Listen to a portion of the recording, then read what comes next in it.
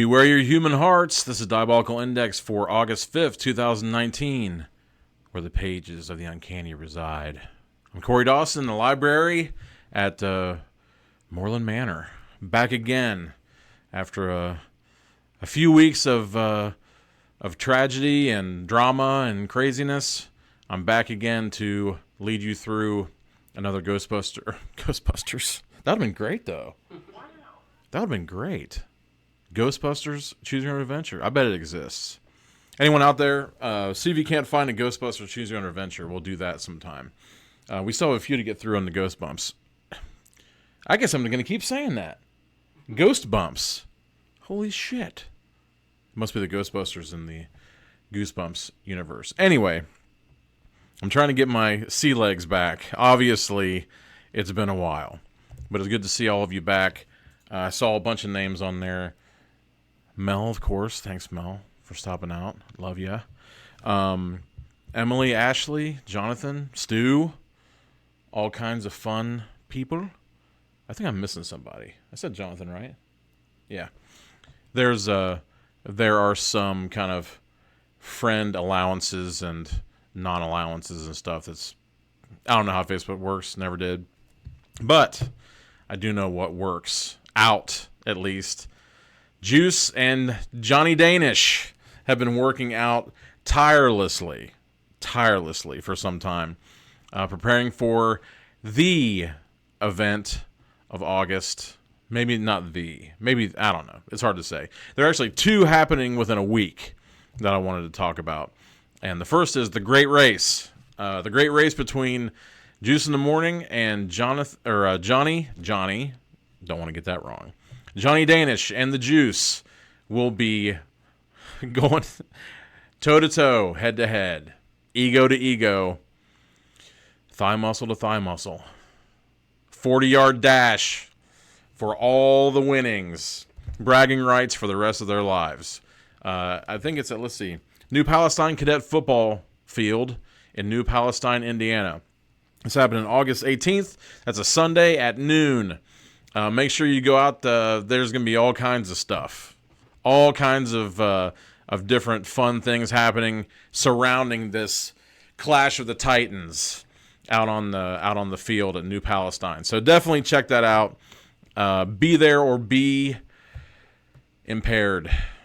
August 18th, that's a Sunday at noon. And later on that week, it is I'm tempted to say the second annual, but I guess you'd say it's our sophomore attempt at the live Choose Your Own Adventure at Legends Bar and Grill in Chevy at Harrison Avenue. That is going to be on August 23rd at 8 p.m. And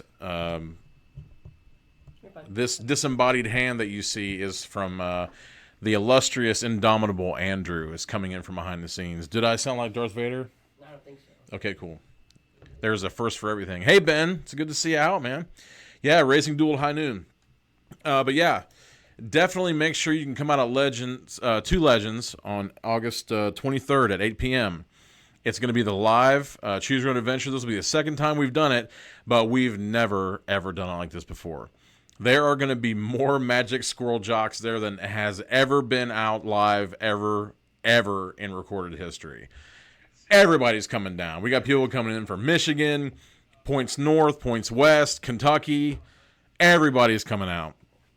And I won't be narrating this time. I will be on the front lines with the improv. So it should be something. It should be something. I won't say exactly what it is. But, yeah. I mean, it's kind of a shame that we couldn't, wrangle some flights from Florida and parts elsewhere to come out and see us, but you know how that is. You never can tell. I mean, who knows what could possibly happen? It's going to be Videotainment Network's going to be there. Juice in the Morning, Pointless Discussions. We got Ashley Zombie. Let's see. The Indomitable Andrew will probably be there.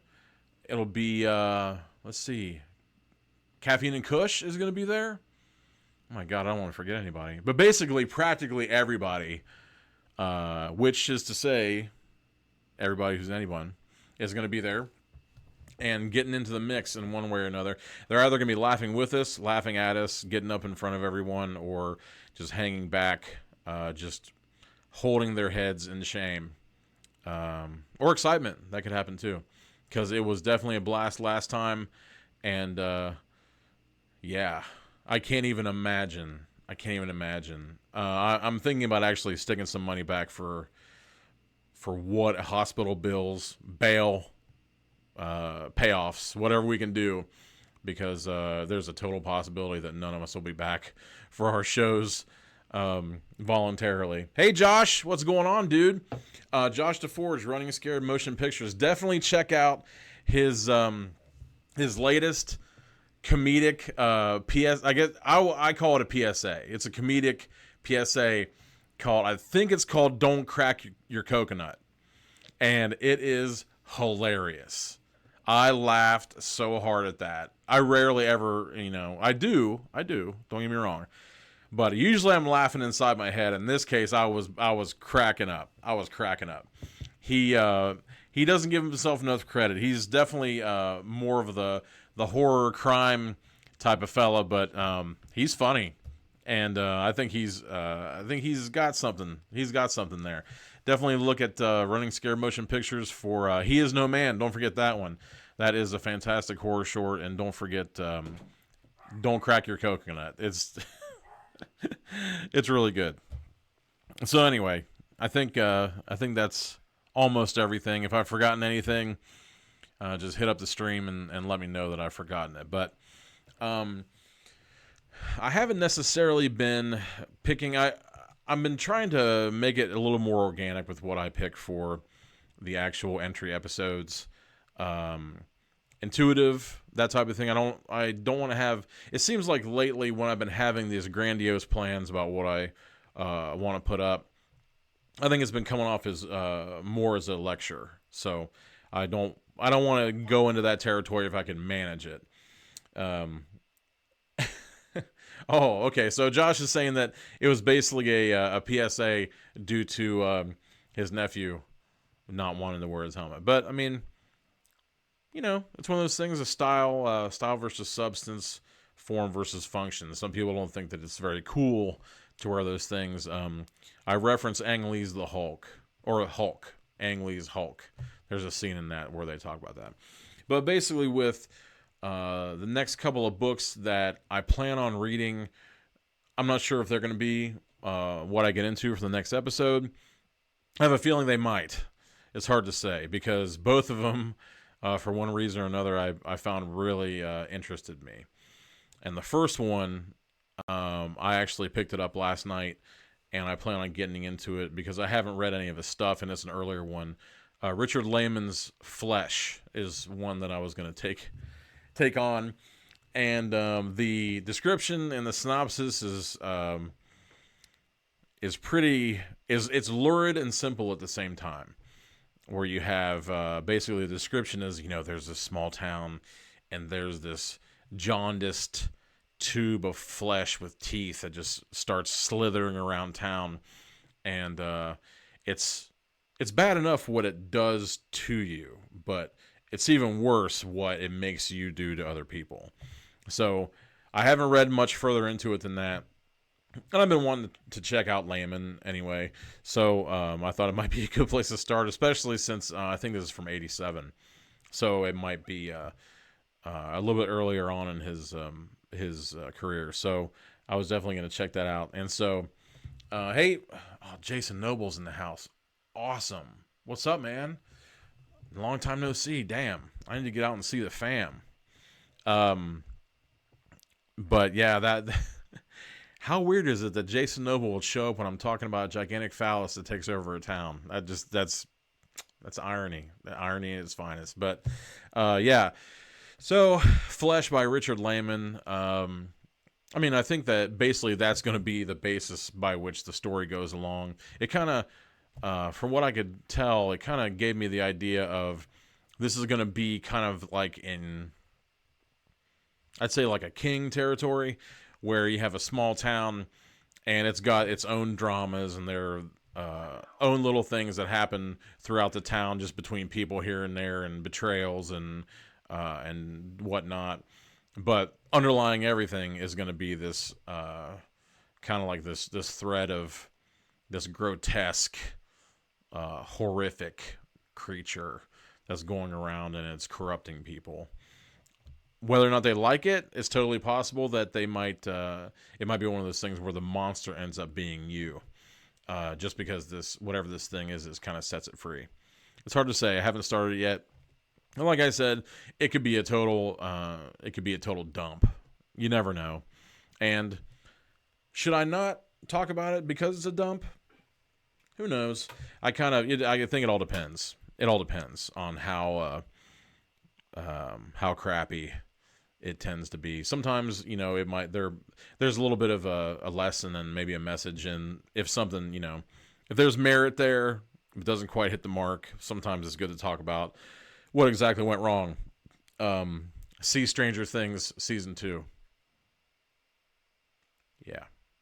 Anyway, the next one I wanted to talk about was I was really pumped about this because friend of the show, awesome lady, completely unbelievable talent and imagination, Betty Rocksteady of In Dreams We Rot fame. It's going to be fame. If it isn't fame, it's going to be fame.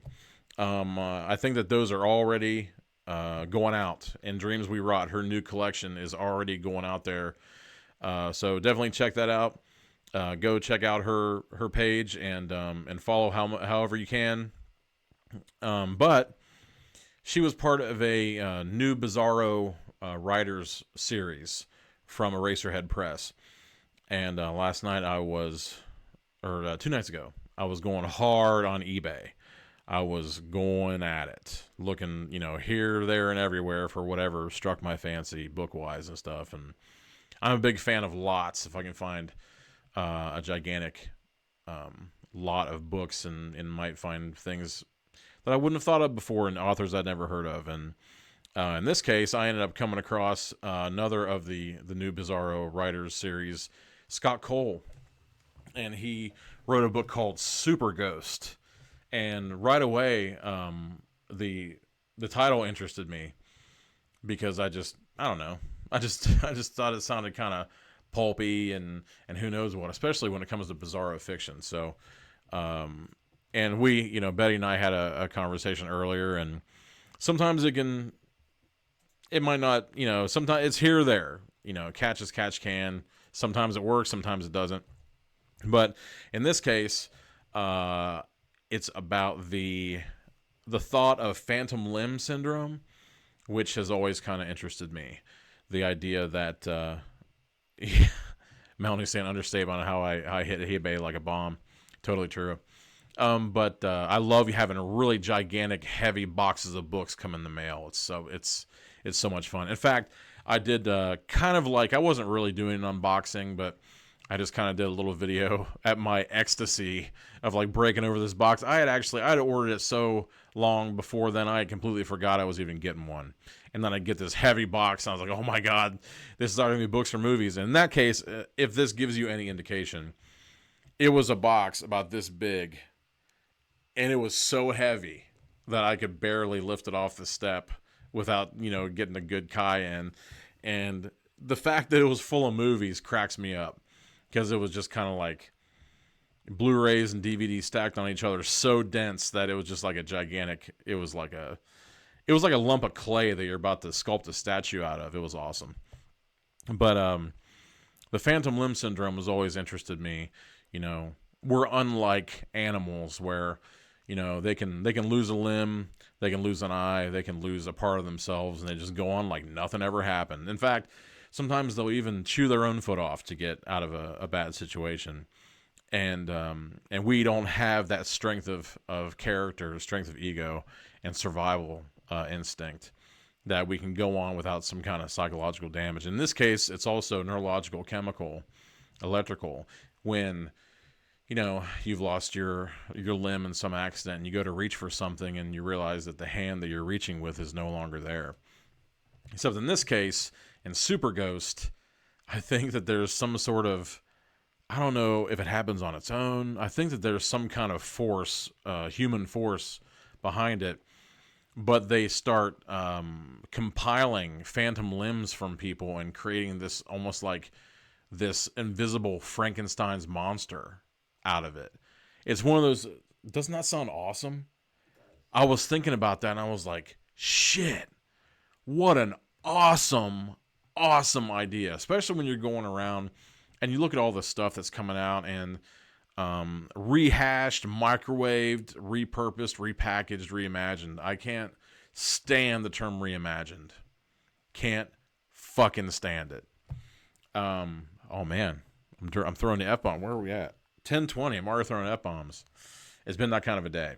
But yeah, whenever I'm envious of an idea, and I have a lot of crazy ideas, whenever I'm envious of one that I see in some sort of creative work, I am down. I am in with both feet. Oh man, Henry Hayes is here.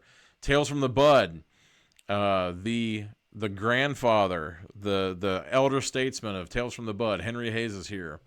We were actually talking about a really awesome, totally. Speaking of awesome creative ideas, we were talking about one earlier. He's saying that that's so metal, talking about the Phantom Limb. What we were talking about earlier, it is metal. And I'm not going to say anything more about it because, I kind of want, once it happens, I want it to drop really super hard. So I don't want to say much about it here, but let's just say that Henry Hayes and Sinister Sweetheart, Natalie Brown, or I guess NM Brown. Sorry, Stu. It's changing up. We got some people are getting classy, but they've been working on something that is just gonna blow your consciousness. So yeah, Super Ghost. I am totally pumped for that to arrive. I think that it's gonna go one of two ways. It's either gonna be the greatest thing I've ever read of all time, or the idea is just gonna, not in so many words, the flesh is willing, spirit is weak type of thing, no pun intended. But I mean, I think that it seems like the mind that could have that idea, it's got to be good. It's got to be good. It's got to be at least inspiring in one way or another. But you never know. Who cares? It's coming. It is on its way. So we will definitely be chewing that up like craziness. Oh, Natalie is here. She heard herself summoned. So yeah, as soon as everything comes to fruition for that idea that I wasn't talking about between the Tales from the Bud folks, I will definitely be throwing it out there for everybody to check out. And hopefully with any luck, well, I don't know. You never know. I might be slightly involved. It's hard to say because it was their thing, and I kind of came to the party late, and who knows what's going to happen. But talking about coming to the party late, it's been a little while, but here we are. R.L. Stine's Goosebumps. Reader beware. You choose the scare. Up here? Yeah, it's fine. All right. So it was a hard-won battle. Taken to the polls for number 33. It came from the internet. It was, man, I think I did something like 4 or 5 polls on that one. And I honestly wondered who was going to be the victor on that one. I just received a couple of them in the mail from Jumpin' Josh DeForge, and nobody was having any of it. I think they wanted to know what this tentacle beast with fangs and quadruple eyes and these little gross-ass hairs on top of his head, tendrils, was doing. Although I'm not so sure you guys looked or not, but I mean, he's coming from a tabletop PC. Look at this thing. Looked like it came from 16 candles, for Christ's sake. So who knows what's going to happen there. And I think that that's really weird.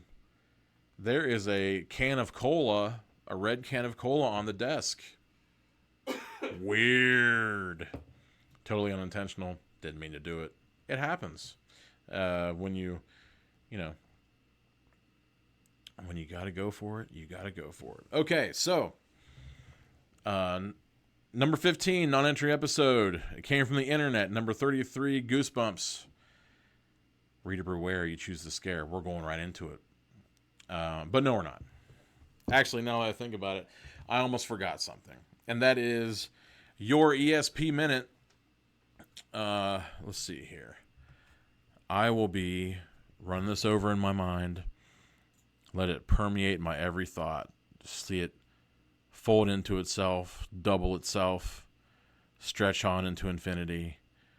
It's all I can see. It's all I am. It's all I'll ever be. On and on we go. Yes. See it in your mind's eye. Okay. So, yes, for any latecomers to the game, I do have the awesome... Maybe that's where the Ghostbusters thing was coming from. I've got the awesome Ghostbusters cards here. All right. So, number 33, it came from the internet. Let's begin. Beware. Do not read this book from beginning to end. Surfing the net is fun until your web crawler spider leaps out of the screen and sinks its fangs into you. Okay, I guess it's supposed to be an arachnid thing. It looks more like it's got tentacles. Now a computer virus is erasing your memory so fast you can't even remember your own name. It's going to be one fierce battle to save yourself. You might even have to go into virtual reality. Can you beat the ghouls from Coffin City? Can you outsmart the evil Digit Wizard? Digit Wizard. Oh, yeah. And remember, if you get up past all the rest, you still have to face Spider, the creepiest crawler there is. This scary adventure is about you. Not about me. It's about you. You decide what will happen, how terrifying the scares will be. Start on page 1, then follow the instructions at the bottom of each page. You make the choices. If you choose well, you'll find a way to beat Spider. If you make the wrong choice, beware. So take a deep breath and cross those fingers. We're turning our pages to 1 now to give ourselves goosebumps. Tell me again, your best friend Mark demands. You saw what on your computer screen? The hairs on the back of your neck prickles just thinking about it. I bet they do. A bump, you answer. A weird, squirming bump. This is just too easy. This is just too easy. It stuck out of the monitor. Moved around like it was alive. Right, Mark rolls his eyes. You're out of your mind. Mark talks tough, but you've known him since you were little. You're used to it. It's true, you insist. And totally weird. Come on, see it for yourself. You slam the front door. Mark is already halfway up the stairs to your room when you catch up to him. You turn on the computer to sit at your desk. With a couple of double clicks on your password, you log on to the internet. Okay, so this was 1999. Y2K was on the horizon. Anyone who doesn't know anything about that, you've got Google. I give Mel so much shit. I'm constantly like, oh, we're watching a movie, like, oh, that's a phone booth, honey. You may not be aware of those. Of course I'm using Todd's voice. I use Todd's voice for all of the little panty wastes. Okay, be prepared, you warn him. It's pretty creepy. Like I care, Mark scoffs. A moment later, a message pops up on your screen. A message in a little black box. Mark's mouth drops open as he reads it. Turn to page 2. The message on your screen says, experiencing virus. Need help to avoid fatal error. Aw, man, Mark groans. You've got a virus. What's that, you ask?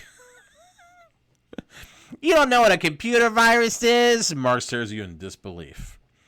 It's a program that gets into your computer and messes everything up. It can fry your whole hard drive.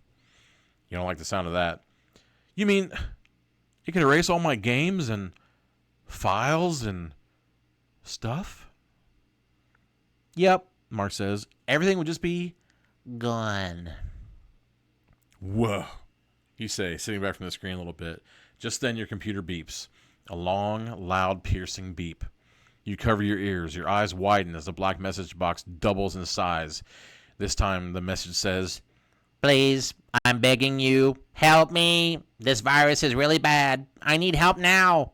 Hurry. your web crawler. Crawl over to page 3. Jennifer Kettenbrink in the house, dating everyone who read original Choose Your Own books. I don't know what that means. You and Mark stare at a black message box on your screen. A sick feeling hits your gut. Now that's freaky, Mark says. I never saw an error message like that. It sounds like a real person talking. Like, It's alive. you glance at Mark and shiver. What web crawler are you... Oh, What web crawler are you using anyway, Mark? Mark asks. It's called Spider, you answer. You don't need to explain that a web crawler is a program you use to get around the internet. I think this is funnier in hell that he's about ready to tell this guy what a web crawler is, but he doesn't know what a virus is. It's a program you use to get around on the internet. Mark knows. Someone gave it to me for free, you add. Free software? Bad news, Mark exclaims. Free stuff always has viruses. Let's turn this off, reboot, and start over. Geek Squad. That's where he's going after middle school or whatever the hell. Maybe the message will go away. Shouldn't we try to help the web crawler, you say? You decide. It's your computer, Mark says. But I'll tell you this. If you try to fix it, you could totally crash your hard drive. I mean, totally. You think, maybe he's right. But the web crawler is asking for help. So, to get rid of the virus, go to page 14. If you don't dare mess with it, reboot on page 43. Okay, so this is the part. Straight ahead. This is the part where everyone votes. To try to get rid of the virus, turn to page 14. If you don't dare mess with it, reboot it on page 43. I don't think that anyone told me what was on my card. Usually everyone goes crazy to tell me what's there. We got 1 for reboot. 2 for reboot. They're trying to kill Spider. Mark sounds real valley. What can I say? It'll probably be the only one he sees for a few years. If you know what I mean. So what do you say, Stu? What did you see in your mind's eye? What permeated your every thought and made you think about wavy lines? Biggity bam, Stu is a psychic. But we all knew that. Emily May says 14, Devil's Advocate. I'll be damned. Let's see. While you're thinking about your next move, let's also think about what could possibly be on my card. Is it a geometric shape? Is it a religious icon to some? A devilish mathematics of evil to others? What do we see? What do I see? You tell me. Climb inside my brain and tell me what it is that you see. Can it be there? Yes, it can. Okay. Let's see here. Stu Brown says it is a star. Once again, to try to get rid of the virus, go to page 14. If you don't dare mess with it, reboot on page 43. Square for Evil Emily. Mel says a star. If anyone can see inside my head, it is Melanie. 14. Holy shit, we're tied. To get rid of the virus, go to page 14. If you don't dare mess with it, go to page 43 for any latecomers. Got a plus sign from NM Brown. Let's see here. We are not sponsored by this brand. It's just all we had to work with. I forgot my damn branded Tumbler. I think you call it a tumbler. Okay, what do you say, Monsieur? You might have to be the tiebreaker. You gotta fix the virus, man. You trying to get rid of it, or you don't dare mess with it? You gotta get rid of it. Okay. Anyone else? Anyone else? Anyone else? I spoke for a long time earlier, so we may have to get a good start on this. We shall see. To be honest, Stu, I am from time to time. I kind of take it easy because what just happened? That was weird. You saw his body again. This is not right. This is like Wilson. You can't see Andrew. You cannot see him. Tally Yelton, holy shitballs. Tally Yelton is in the house. What's on the dresser? Oh. Let's see.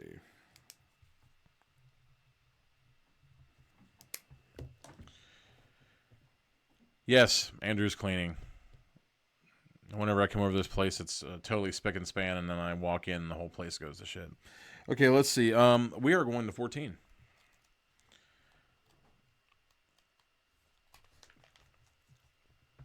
I can't ignore that message, you declare. We've got to help the web crawler. Fine, Mark says, but how? Good question. You stare at the screen. Suddenly another message box pops up. It covers the first message, filling the screen. What are you waiting for? Help me now. Under the message it says, click here to continue. Wait, Mark says. Too late. You already clicked the mouse. And let me tell you, it wasn't too happy about that. Turn to page 52. Oh, yeah. Yeah, I left on the damn dresser. Or whatever you called it. Yeah, dresser. Did I say 52? Damn. Another message pops up on the screen. You and Mark read it and begin to chuckle. You start laughing first, then Mark. Soon you're both doubled over, screaming in laughter. This bug is killing me! Oh, I'm sorry.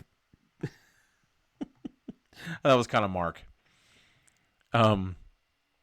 This bug is killing me. Get a can of bug spray, will you? Open up your computer and spray your hard drive. Bug spray, Mark sputters. Man, oh man. Somebody's got a sense of humor, you mutter, wiping tears from your eyes. But your computer starts to beep again. This time it's even longer, louder, and more ear-splitting than before. Kind of like that Ugly Kid Joe concert from 1993. And this time it doesn't stop. You clamp your hands over your ears. Beep! It's so loud you feel as if your eardrums are going to burst. Ow! Mark screams, covering his ears and bolting out of your room. I'm out of here! But what should I do? You yell after him. Mark doesn't answer. Little bitch. Follow Mark to page 69. Yeah, right. Yeah, right. That's what really happened to this computer. I mean, who's kidding who? Mark races downstairs. In a flash, he's out your back door. See, he's already doing things wrong. I can't whistle tonight. Damn. You're right behind him, but you stop in the kitchen and gulp down a few deep breaths. The beep is so loud, it rattles the dishes in the sink. You have to stop that stupid noise. Should you pull the plug in the whole computer? That should make the beeping stop. Or should you do what the message says? Grab some bug spray and fumigate your hard drive. Yeah, I've been seeing a lot of people lately saying that blowing in the Nintendo cartridges was like the worst thing you could have ever done. It worked. Sometimes. Most of the time. Until it didn't. One thing's for sure, you gotta act fast before your teeth split apart from that awful beeping. Splitting apart your teeth. That's interesting. If you reach for the bug spray, turn to page 84. If you turn off the computer, this sounds like it's a circular argument. I think that they're wanting us to turn the computer off. It's already asked us twice. If you reach for the bug spray, turn to page 84. If you turn off the computer, go to page 99. So, are you spraying the inside of your computer with bug spray? I mean, Literal. No, seriously. Oh, no, Natalie, that was probably like the best thing she could have. I mean, I don't know. But that was probably the best idea I've ever heard. Q-tips with alcohol. Clean, the people who did that are probably the ones who were selling those cartridges now. 299s, 184. Okay. Yeah, dude. Oh, thanks. Oh, he's protecting me now. Man, he's got this going on. He knows what, Andrew, he's working on all cylinders. Not only did he help us out with the, what do you call that? The brand, or what do they call it when it's in a movie? It's on the tip of my tongue right now. Where like a brand is in a movie. Product placement. He's helping us with the product placement in two ways. Number one, he is hiding the one that we shouldn't be showing, and he's showing the one that it benefits him to show. The Concept Media fantastic logo with Ohio displayed proudly there. And wouldn't you know it, Don't Fuck in the Woods 2 on the back. Got to give credit where credit's due. And Brittany Blanton reprising her role as, what's her name in that? You don't remember, do you? You fucking suck. Forget everything I just said. He's a dimwit. Speaking of dimwits, though, if you picked the circle, which would be only Tally Yelton, awesome. It doesn't surprise me that she would know. We've known each other since Christ was a fry cook. Let's see. 2, 4, 6, 8. Who do we appreciate? I did the same. I had to mash it up and down 7 times and shiver it to the left. Worked every time. I'm terrified. Okay. If you reach for the bug spray, turn to page 84. If you turn off the computer, turn to page 99. Let's get this road on the show. Man, we haven't even... What's that? Did we get the virus? We went your direction, and then it just kind of... And then it said to spray bug spray inside the computer. What? So the question is reaching for the bug spray or turning off the computer. And so far, turning off the computer is winning. But I was like, sometimes this might be a circular argument because we tried to turn off the computer before and somebody didn't want to, and now we're turning the computer off again. Sometimes these books kind of try to tell you what they want you to do. And if you bite the hand that feeds you in those respects, usually you end up on the receiving end of some kind of bullshit. In this case, though, I mean, nothing's even really happened yet. I guess the only thing that could really happen is he sprays the shit out of the computer, or you spray the shit out of your computer, and then your computer is toasted, along with all of your vintage educational materials.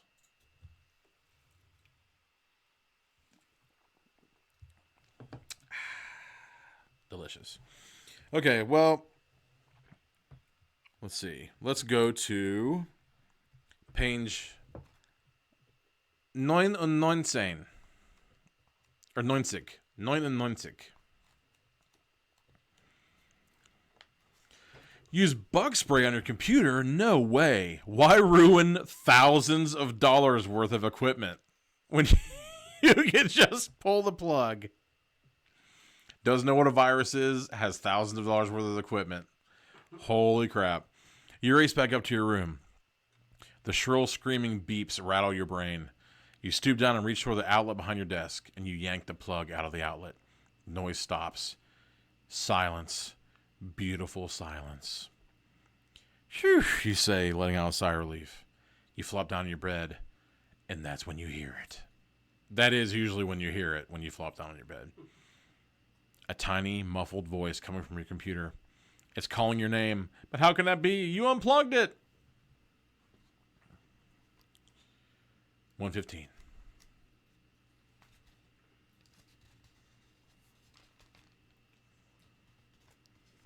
You sit up fast, your heart pounding as you approach your computer. Slowly. Very slowly. A tiny voice gets louder, calls your name again. You glance out the window by your desk and do a double take. It's Mark! He's standing in your backyard, waving and calling to you. And you thought it was the computer. Laughing at your mistake, you raise the window. Hey, Mark, you yell. I unplugged and the beeping stopped. You can come back in. You grin. That is, if you're not too scared. Mark kicks sheepishly at the dirt. Okay. he says. Go back to page 19. This is just a rollicking good time. What in the name of holy... Sorry I split like that, Mark apologizes as he bursts into your room. You know I don't usually get scared. No problemo, you reply. But hey, man, I use that all the time. No problemo. That's probably like way dated. But hey, I'm a gnarly dude. Maybe we should take the computer to a computer store. I mean, we shouldn't mess with a virus. Let someone else fix it, you know? A virus is nothing. Margo, what? He was saying, you'll lose all your shit. And now he's like, No skin off my nose. We can fix it ourselves. Let's plug it in and give it another go. You hesitate, remembering the beeping noise. If it starts beeping, we can just pull the plug again, Mark says. Oh, sorry. If it starts beeping, we just pull the plug again. Mark says, as if reading your mind. Well, the plug in your computer again? Son of a bitch. Man, this better not be that damn dumpster fire again. To plug your computer again and reboot, turn to page 43. To take it to the computer store to be fixed, turn to page 89.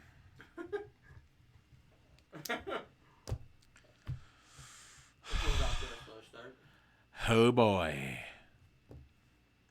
Well, I don't know, man. Maybe the bug spray would have gotten things going. Okay. Stu Brown, 43. Josh DeForge, 43. This is a number I'm going to know well in about 5 months. Justin Lentz, Oh Yeah, Dig It podcast. Check out his never-ending story reading. It has been totally awesome.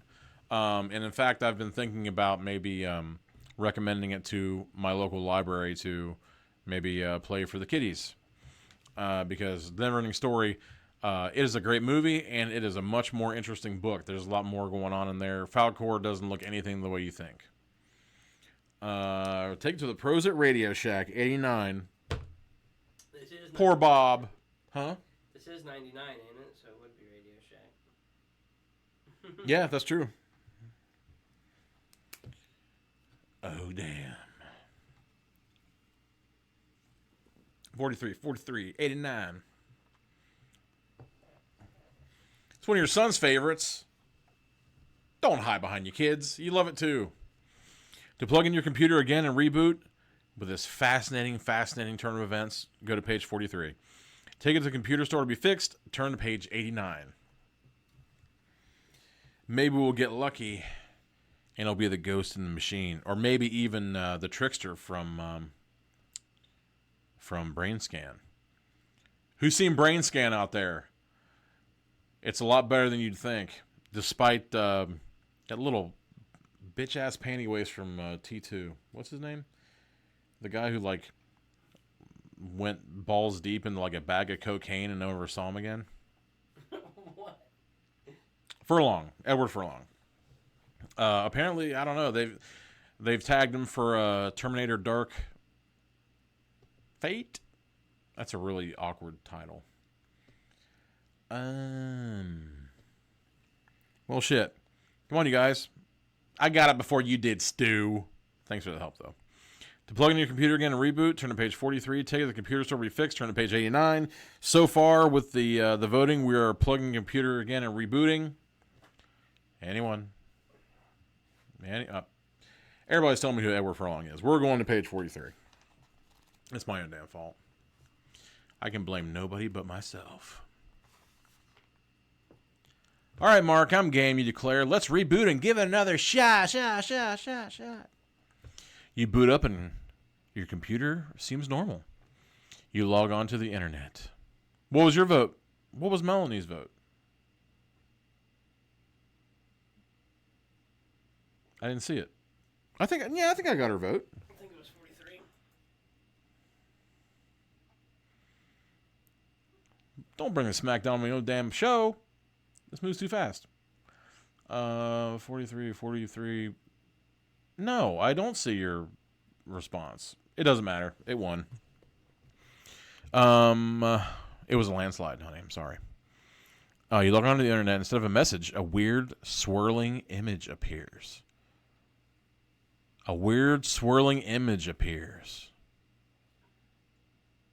A weird swirling image appears.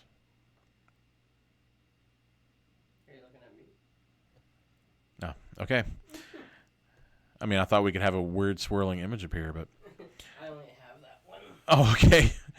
What is that? Mark asks. It's a loading. Oh my God, Stu almost burnt his grits. I've only had grits once. I'm glad you like them. I really am. What is that? Mark asked, not for the last time. I don't know. You answer as your face starts to form. Now we're talking. Holy shit. I don't know. You answer as the face starts to form. The face of a hideous monster. 2 sharp pincers snap open and closed. Yellow pus squirts out of his mouth. Yeah! Wait a minute, Mark shouts. What was that name of this web crawler you got? Spider, you answer. Then that means... What does it mean? Turn to page 37. Holy God. Hey, Justin. If you're interested in a real beach ball of death, please check out the movie Dark Star by Dan O'Bannon and John Carpenter. They did it as a school project. It is so funny. There is a beach ball of death in there. You can see it. It's really funny. It's kind of it's smart too. That's your web crawler, Mark says. You grin. The monster is Spider. Cool. You punch in a few commands. So let's delete Spider, you say. By all means, say that out loud, you dipshit. That should delete the virus, right? Right, and also get rid of whatever is sending you those weird messages, Marks agrees. But before you finish typing, a new message pops up on your computer screen. Don't try to delete me. Whoa, you cry. Whoever wrote this program is good. They guess you try to delete it, Mark exclaims. Try the mouse. Turn to page 24. Who'da thunk that this was going to be an episode of Ghost Rider, or whatever that was. But the mouse is frozen. No matter how much you move it around or how many times you click the button, nothing happens. The spider face starts to change shape. The colors swirl around again. Maybe it's going away? You mumble hopefully, but it doesn't go away. It just changes from the shape of a 4-eyed monster head to an entire monster. Tentacles and all. But that's not the worst part. See what's worse? On page 78. Oh my God, I'm getting some exercise tonight. The worst part is that one of the monster's tentacles is pushing against the screen, and the screen bulges out. The bump, you murmur. I forgot all about the bump. So many jokes. I don't believe it, Mark says. I told you! You cry as the bulge gets bigger and bigger. The screen suddenly splits. A blue tentacle bursts through and waves around in the air. Yikes! You yell. You and Mark jump back from the... I probably would say yikes. The next minute, another tentacle pokes out, then another, then another. Finally, the entire spider monster bursts out of your monitor. It plops onto your desk and gropes across, feeling its way across the piles of papers and pencils. It says gropes across. It says gropes across. The little bump that grew and grew is now groping. R.L. Stein, ladies and gentlemen. Maybe R stands for Randy. 56. Damn, dude. What the name of hell? You and Mark stare in horror at the enormous creature on your desk. It's about the size of a small cat. Wait, what? Okay. Let me recap. You and Mark stare in horror at the enormous creature on your desk. It's about the size of a small cat. It's 4 huge eyes. I mean, if it's a spider, the size of a small cat, a spider with tentacles, no less. Its 4 huge eyes look as if they belong on a tarantula. Its big, squishy body looks as if it belongs on an octopus. Okay. Okay, wait a second. What's wrong with you? The monster spider snarls. I asked you to help me, but you didn't. Stamps one of his hairy tentacles. You and Mark back up a few more feet, slowly. Now, Spidey is very, very angry with you, the monster growls. Spidey? You and Mark exchange a glance. Is the spider KD? Oh, God. Let's make a break for the door. By all means, tell him what you're going to do, Mark. Good idea. Mark whispers. Oh, Emily, we always had pussy jokes. Don't make no mistake. Let's make a break for the door, Mark whispers really loudly. Okay, you whisper back, but we better move fast. You both leave toward the bedroom door. You grab the doorknob. As you're about to wrench to open the door when you hear a terrifying scream behind you. You duck instinctively. Spidey flies past your shoulder and smacks against the door, slamming it shut. Then the monster faces you. Going somewhere, it says. Page 108. I'm not exactly sure why I couldn't help it. It just didn't seem like the robot voice was good after it was out of the computer, right? That didn't seem right. And he's all kinds of pissed off. No, not going anywhere, Mark stammers. But you've had it with this spider. You grab the doorknob and fling the door open, Spidey and all. Damn. You make it as far as the hall. Ah! Oh, no, sorry, it's a war cry. Ah! Spidey lets out a war cry and leaps at you. Its legs clamp onto your chest. Its tentacles dig in as if they were cat's claws. Before you can scream and push it away, Spidey sinks its dripping fangs into your neck. No! You scream. The next instant, the monster drops off and scuttles down the stairs. Scuttling. All right, that's better than groping, for Christ's sake. Santa Clarita. Damn, dude. We just start. I mean, we're binging the hell out of it. That show is awesome. If you haven't seen it, it is funnier than hell. It is gory as shit. It's really, really, really super well done, and it goes to show you what is happening when that gets canceled. And Pretty Little Liars had like fucking, I don't even know how many seasons, that stupid ass show that's totally influencing every girl from here to Timbuktu and being little. Anyway. Look at that bite, Mark exclaims, an expression of horror filled. Thanks, buddy. Appreciate all your help. You hurry into the room and glance in the mirror. The bite mark is purplish red and already swollen. It throbs. Is the monster gone? You ask. Your voice trembles. I think you mean your date. You feel really sick. You begin to shake all over. Yeah, Mark answers. But I have to tell you something. I think maybe we should go after it. Are you crazy, you say? I need to call my mom. She's got to come here and help me. But by then it'll be too late, Mark insists. We have to catch it. They need to test it for diseases and stuff. It has a virus, remember? Make up your mind. You could call your mom, but then Spidey would get away.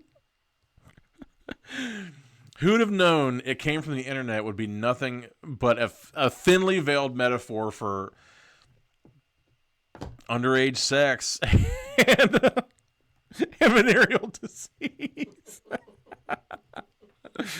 Oh my God. Okay, to chase the monster. To chase the monster to page 32. Everybody who says that this is an intellectual show, it just cracks me up sometimes. They're like, oh man, you know, your show is like the intellectual show on Magic Scroll Network. I tune in all the time just to, you know, hear these pearls of wisdom and hear you analyze and deconstruct all these pieces of literature and just like, you know, it just makes you feel smarter. Yeah, whatever. You must not tune in for the non-entry episodes. To chase the monster, turn to page 32.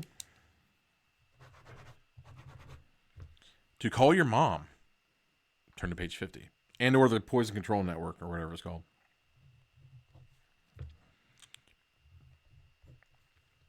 Okay. Whoa, damn, everybody's okay. They're way ahead of me. 1, 2, 3. Everybody wants to chase. Everybody, I'm moving on. Everybody wants to. I know I haven't. Since it was such a landslide, I'll do it now. Okay, since everyone is on the same wavelength, let's see if you're on the same wavelength as me. Watch it materialize behind your eyes. And something to do with thighs. I don't know. I was having trouble with that rhyme. See it with me now, won't you?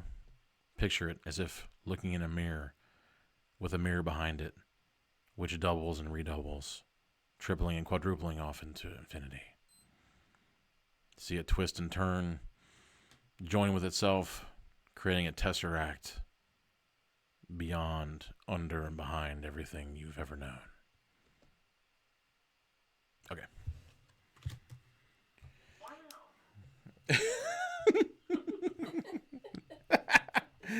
Okay, Stu got a square. Mine is a... hey, Paul! Pointless Paul is in the house. And also, I forgot to mention Mark. Mark's here, too. Mark and Paul from Pointless Discussions are in the house. Am I on number 1 now? Number 2? Okay. So, okay, Natalie. I'll put a moon. It isn't an option, but I like where your head's at. Okay. So, we're definitely moving on. You're right. Norton antivirus. Yeah, you got to watch out for those tentacles and the throbbing pain they cause. You're right, you tell Mark. We got to find that spider thing. If it has some disease, I've got to know. Yes, you do, buddy. Come on, Mark shouts. It went down the stairs. You both hurtle down the stairs that lead to the kitchen. You stare at the kitchen table and chairs, the cabinets and countertops. It could be anywhere, you say. You glance at Mark. He looks terrified as you feel. Unless, Mark begins. His eyes go wide. Unless what, you ask? You won't find out unless you turn to page 100. Unless it went down there. Mark points to the door that leads to the basement. It's slightly ajar. You gulp. The basement. The scariest room in the house.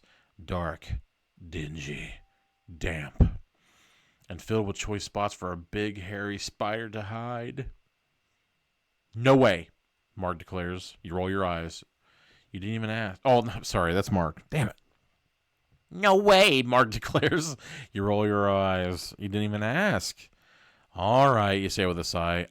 I'll search down there. You keep looking up here. Yeah, right. You try to stop your hand from shaking as you reach for the doorknob. Descend into the basement. Page 122. This has been a merry chase. The basement is dark. Even after you flip on the light, there's only one dim flickering bulb in a corner.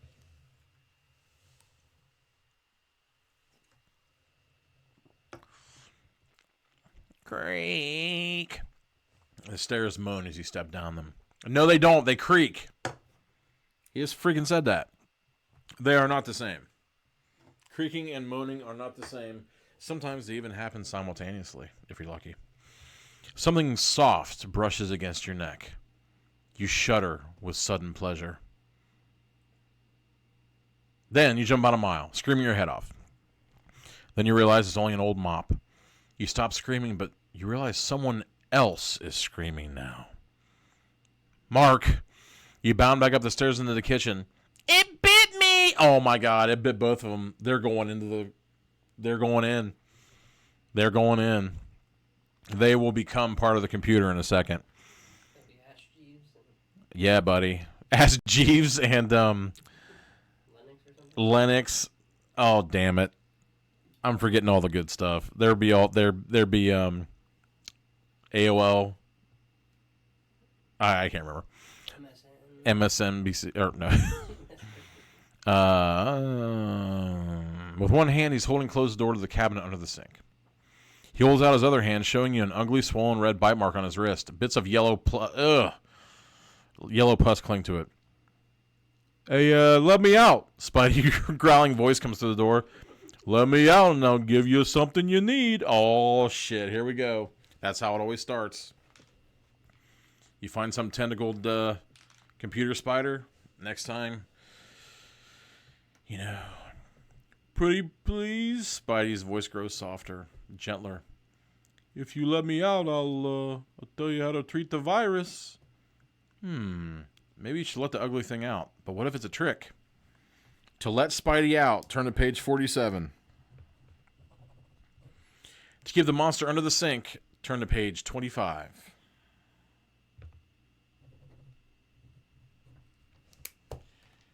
The sounds of a modern modem.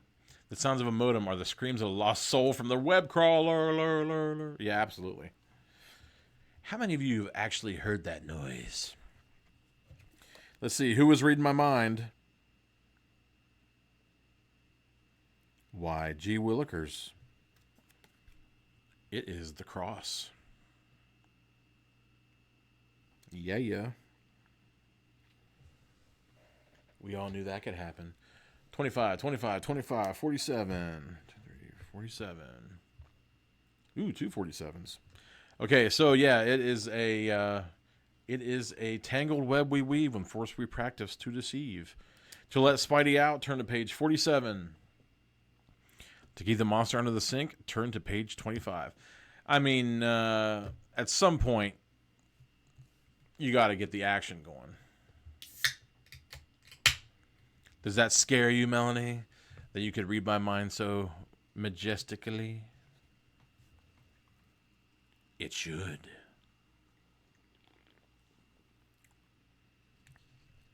Let's see. To let Spuddy out, turn to page 47, keep the monster under the sink, go to 25. Looks like we got another. No, whoops. Another 25. Wait, is everybody saying to put it? Wait, I think I went the wrong way. Will you go back through those again, please? Yeah. No, I think that keep it under the sink is the winner. That can't be right. It is right. You guys want to keep it under the damn sink. All right, that's where we're going. But just to warn you, next thing you know, we're going to be like going to the principal's office or some shit. No way, you whisper, shaking your head hard at Mark. Don't listen to it. You lean against the kitchen counter. You put your hand to your forehead. Gross. It's slick with sweat. I'm sweaty, you say in surprise. And my head is throbbing like crazy. You swallow hard. I think I'm getting sick. If anyone doesn't believe me that it's saying all of these things in order, believe me, it's saying these things in order. I'm sweaty, you say in surprise, and my head is throbbing like crazy. You swallow hard. I think I'm getting sick. Mark frowns. No way, man, he mumbles. You can't get a virus from a computer. Computer viruses aren't germs or anything. They're just bad programs. I don't care what you think, you tell him. I'm definitely going to throw up. You cover your mouth and make a mad dash for the bathroom. Race to page 83. Puking. Pretty creepy. You race into the hallway, but when you get there, you suddenly freeze. Which way is the bathroom? You can't remember. Hurry to page 60 before this gets ugly. Oh, shit. Literally. Calm down, you tell yourself. You're in your own house. You grew up here. Of course you know where the bathroom is. But you don't. Oh, your memory is already being erased. That's what this computer virus does. Luckily, you spot a glimpse of white tile through an open door. You make it into the bathroom just in time. When you're done being sick, alrighty then. You stumble back down the hall. I didn't know we'd be puking in this. Hey, hope springs eternal. Somehow you find your way back to the kitchen. Uh-oh, Mark tells you. I think I'm going to be sick. Shit! He lurches forward, covering his mouth with both hands. No, don't let that cabinet door. Too late. Go to page 51. See, I knew it couldn't just end there.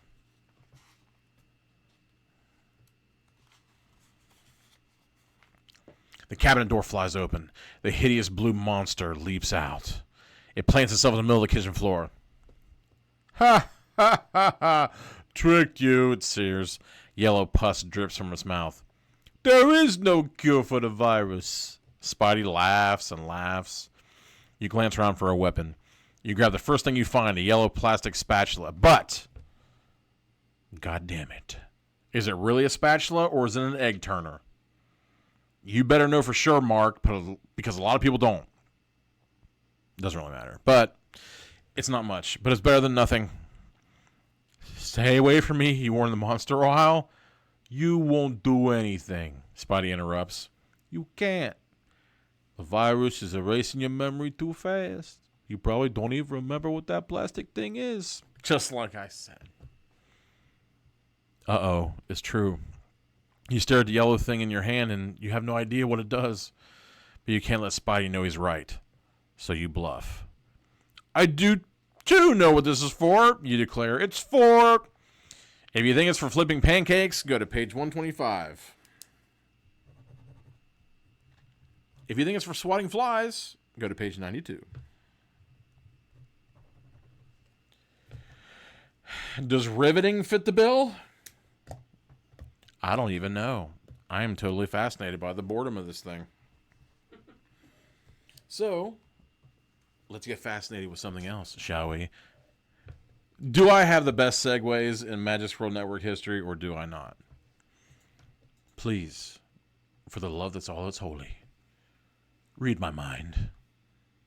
Tell me what lurks behind the crazily spotted and speckled facet of this card, and also resides within my mind, reflecting upon itself, covering everything in its path, fading in and out of clarity. Can you pluck it from my mind? Can you explain it? Some things are not meant to be explained.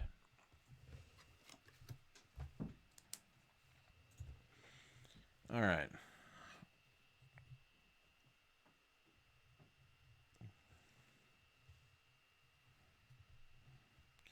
Paul, the first choice was Flipping Pancakes, page 125.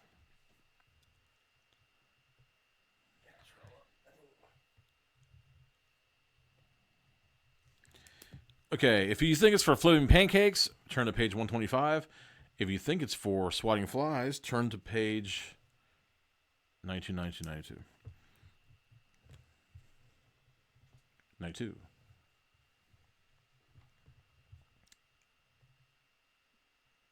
A microwave. Okay. I don't know what it means. All I do know is that so much is it's a landslide, so I'm just going to 92. I'm trying to move fast towards some sort of conflict here. Swat those flies. It's for killing flies, you say with uncertainty. What of flies? Spidey asks. Oh my god. You hesitate. Aren't they spider food? Right, Spidey tells you. He starts to laugh, throwing his hideous head back and shaking all over. What's so funny, you ask? You, the monster answers. You don't even realize you're turning into a mutant web crawler, like me. Do you still want to hurt me with that stupid spatula? Do you? Find out on page 7. You turn me into a mutant spider with a pus face, you son of a bitch. Of course not. Why would you want to hurt a fellow web crawler? Damn, this kid's already resigned to being a damn spider. Spidey scampers across the kitchen floor towards the hall. Where are you going? You call after it. Up to your room, it says. I can't wait to tell my buddies you're ready. Buddies, you ask, feeling puzzled. Ready? Ready to crawl the internet, it says. At the Goofy Humans website. Sorry. At the Goofy Humans website, it says, bring your friend. You suddenly remember Mark. You take his arm. Both of you following Spidey into your room. It hops up on your desk. Then it leaps onto the computer screen. Then you hear a weird sucking noise. Thwap. Spidey crawls back into the monitor. Follow me, it yells. Can you do that? Turn to page 55. We're going into the Matrix, ladies and gentlemen. Is this a novel adaptation of Cronenberg's The Fly? Actually, The Fly is based on a story by a guy with this big French name. It's something, or actually, now that I think about it, it might not be French. It might be Belgian. It's like Longer Hans or something, but yeah, The Fly is definitely based on a story.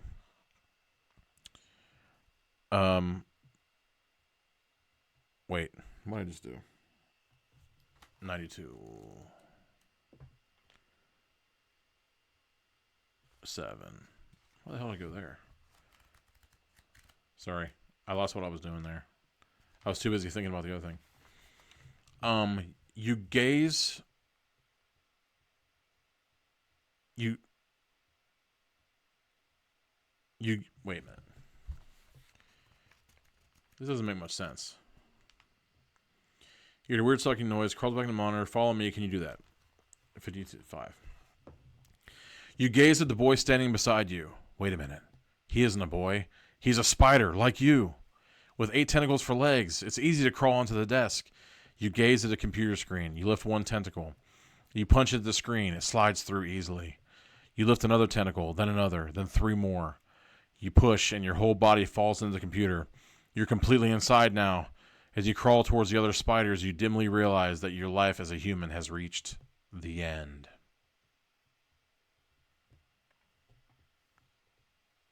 CYOA. Okay. Pretty weak. Transmutation. I'll be honest. I am very surprised. So far, these Goosebumps, I mean, it couldn't last forever. These Goosebumps, Reader Beware, You Choose the Scare, have pretty much been awesome. It's been like non-stop craziness, like no matter what we did. Let's see. It's 11:16. We can go back a couple of major decisions if you guys want to, and see if we can't change the course of events. It's A lot of people want to let them out. Emily's saying bug spray. And that's at the beginning. We did bug spray. We didn't spray paint it. We didn't grab it. We decided against it. I thought we did something else though. Remember, the dude was outside. Let's see. We turned it off again. 32, 100. Yeah, They're all saying bug spray. Shit. 122. Spidey wants to give you 129. That's like the first decision we made. Okay, so that's actually a long time ago. 43.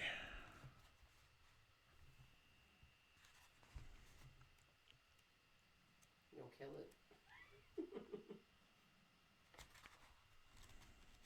Sorry, this takes a minute to figure out what we're doing. But what I'm saying is we did something. We did something that wasn't rebooting it. No, we reboot it. So okay, We turned it off and it came out of the computer. well, I wasn't prepared to have to go back, which is dumb. I really haven't been preparing to go back for a while because these have been like really great. I'm pretty sure it was the first choice we made, man. Really? I think so. Maybe? 52. 69. Okay, 69. That I do remember. Okay. Why didn't I know that the page I needed was 69? Why did I not know? Okay, so by popular demand, we are reaching for the bug spray. We're going to get killed in 2 seconds. You grab a can of bug spray from under the kitchen sink. You grab a screwdriver, then race back upstairs to your, ooh, that sounds good. Oh, I guess you're, okay, never mind.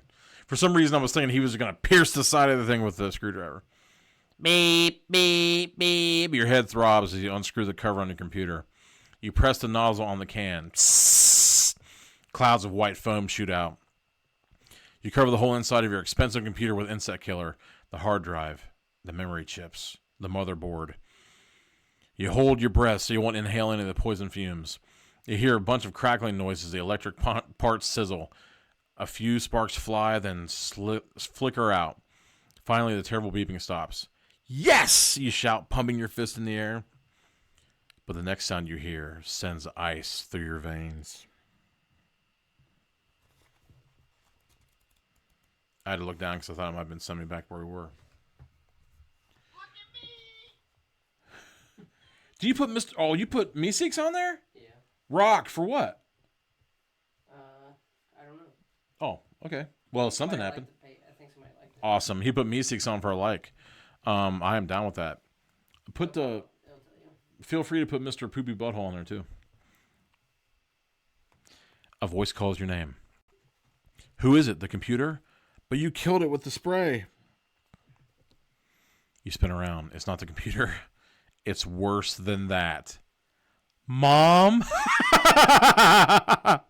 Mom? You stutter, trying to smile. Are you supposed to be at work? Your mom stands in your doorway, staring at your ruined computer. She does not look happy. Oh, shit. What are you doing? She demands.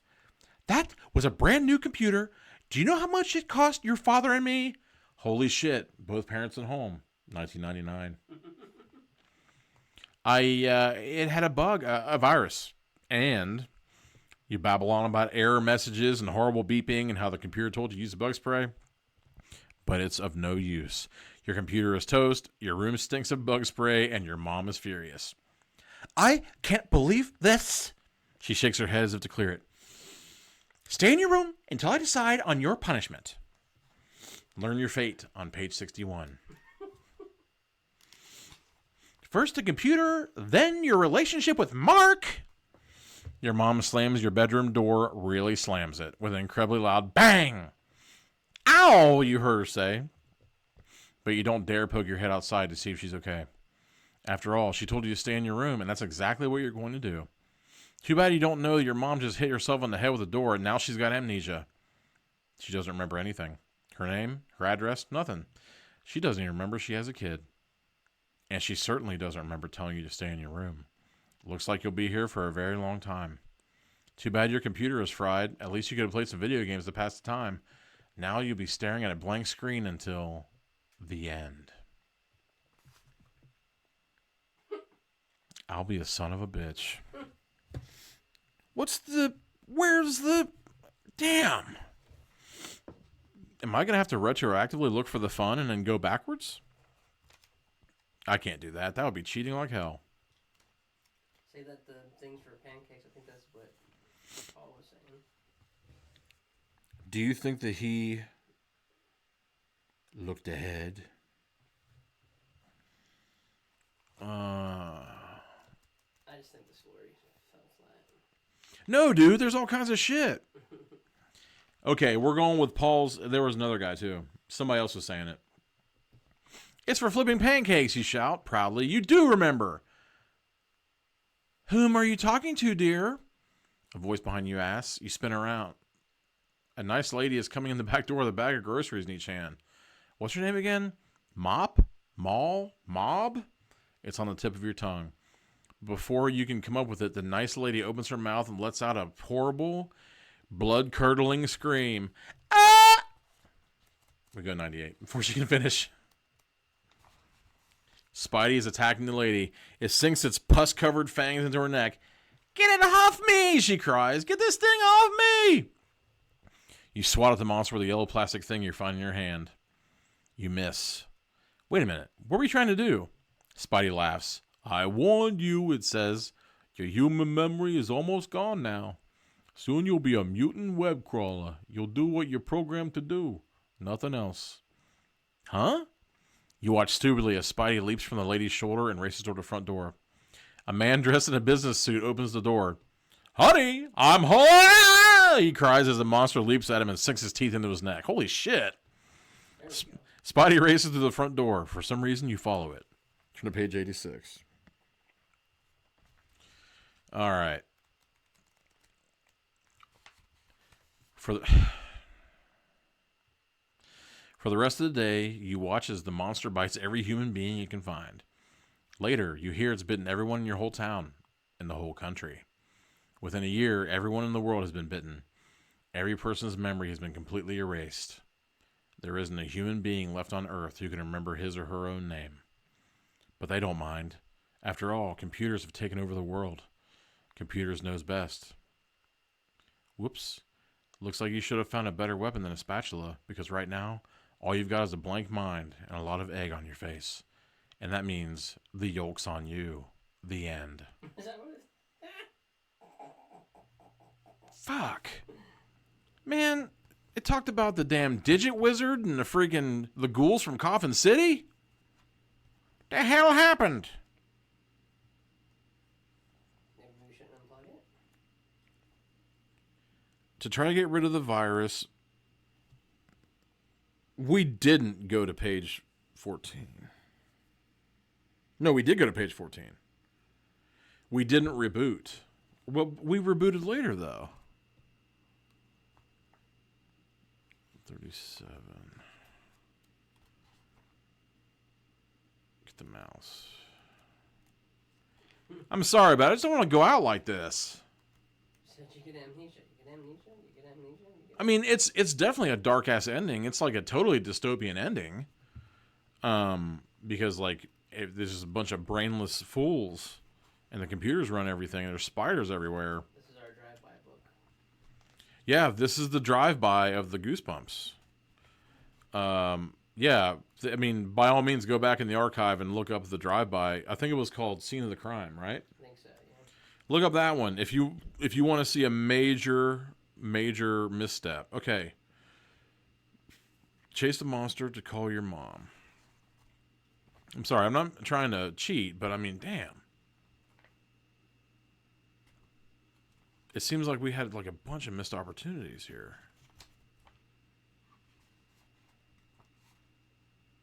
You got the cover one. Yeah.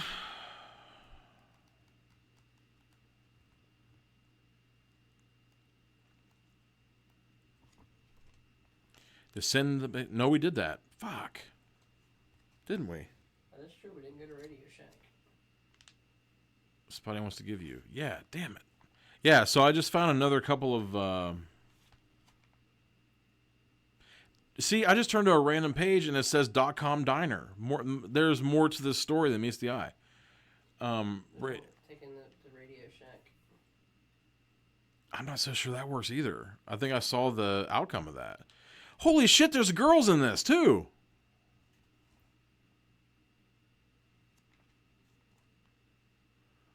Oh my God. We made a bad decision somewhere. There's so much more happening. Holy crap, there's a gorilla. Okay. Try to get rid of the virus, 14. Don't dare mess with it, 43. We ended up going to 14. 52. Everyone's chanting Radio Shack. I gotta find it first. Damn. Paul, start over. And Paul's like, I'm getting tired of watching you turn pages, Corey. It's like, well, shit. Okay, take it to the computer store to get fixed, 89. After this, I'm thrown in the towel. Yeah, that's not it either.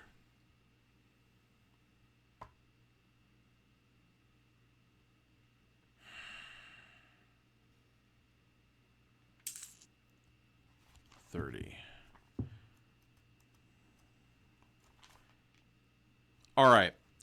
I don't know how I got to this one, and I have no idea.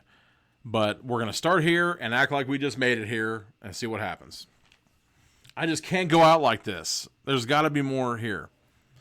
It's 11:30. You're thinking it's not the flu, it's a virus, but you know just who you got it from. Beads of sweat form on your face and forehead. Man, you look sick, Mark comments. We got to get you to a doctor. My doctor? A feeling of dread spreads in the pit of your stomach.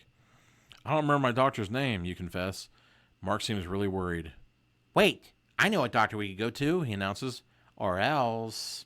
Or else what, you ask? From the gleam in Mark's eyes, you can tell he's got some crazy plan.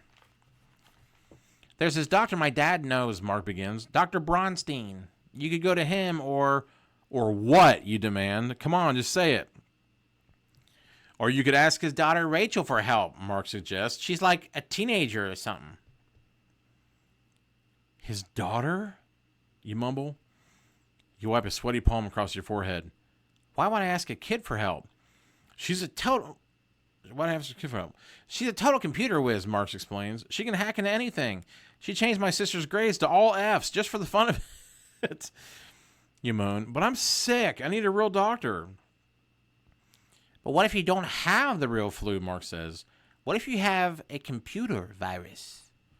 What do you want to do? Okay. We're back on the some kind of track here. To visit, and I don't think this was too far removed from what we were dealing with. He was bit. So somewhere back in the past, this happened. To get medical help, visit Dr. Bronstein on page 75. To visit a computer expert, find Rachel Bronstein on page 22. Okay, and just in case anyone was curious, the mysterious star. Got a few on that one.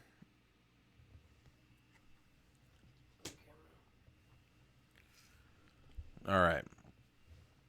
So now while you're thinking about which page you'd like to go to, take a page out of my book and turn it.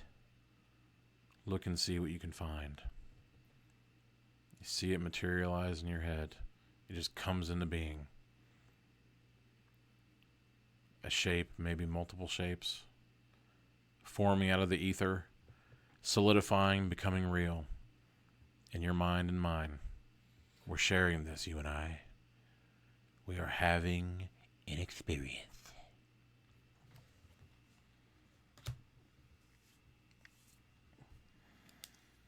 All right. To get medical help, visit Dr. Bronstein on page 75. To visit a computer expert, find Rachel Bronstein on page 22. She's a teenager or something. His little bump's gonna grow.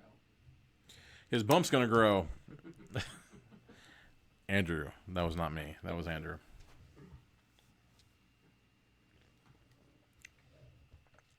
And as always, the cut up. Pointless Paul says banana. Stu Brown says triangle. Being a man of the world and the occult. To get medical help, visit Dr. Bronstein on page 75. I guess I am throwing a bunch of stuff at you. Psychic powers and making this choice. To get a medical help, visit Dr. Bronstein, page 75. To visit a computer expert, find Rachel Bronstein on page 22. I don't think that he knows what all of the cards are. Who's that? Paul. Oh, well, watch Ghostbusters if you don't know what the cards are. And a hacker, and it will grope.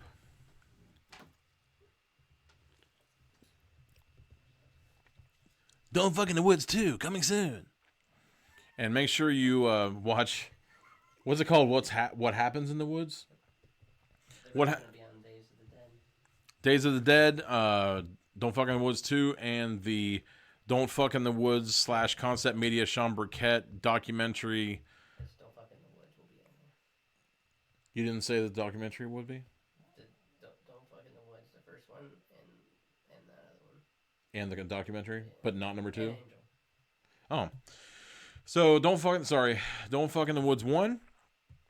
The What Happens in the Woods documentary, and Angel, all from the Sean Burkett collection from Concept Media. Angel's from Tori, I think. Oh, I thought that. He helped make it. But... Oh, okay. So yeah, sorry. Angel is a Jonestown film done through Concept Media, though, right? Or is this Jonestown? Who knows? It's such an incestuous clan of circles that just. There was a foot. Hey, okay. So Josh is saying go to the doctor. What says everyone else? Are we going to the doctor or are we going to the computer expert? Medical help, visit 75. Computer expert, 22. This is important. I just went through the tortures of the damned. I think it's 22. 22 is the winner? Okay. Josh the 4th. Wait, I think he changed his mind. It wasn't 22 before.